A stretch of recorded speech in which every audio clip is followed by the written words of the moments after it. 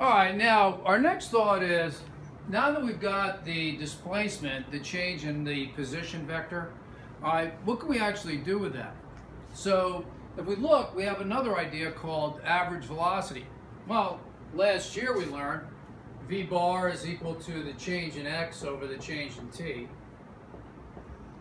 Well, this year we can kind of like improve on that because we know positions can be in many directions, you know, x, y, z, and what we're going to do is replace the change in x, and we have our new friend, which is the displacement vector, which is the change in r. And let's put our little vector notation on that. So if we look there, we can actually have a change in the x direction and the I, plus we could have a little bit of change in the y direction, and then we multiply that for the direction is j.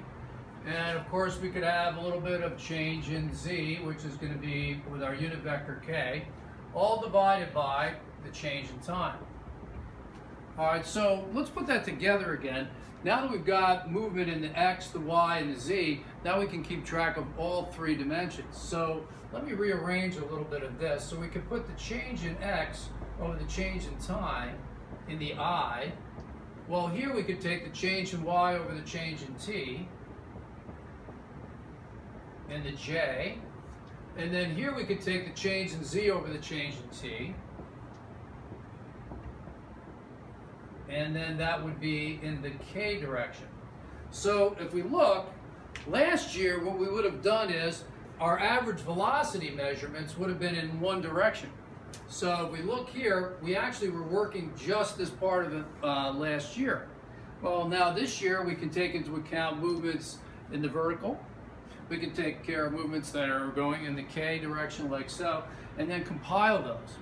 Now, I guess the next thing you want to know is, well, what about instantaneous velocity? So just flat old v.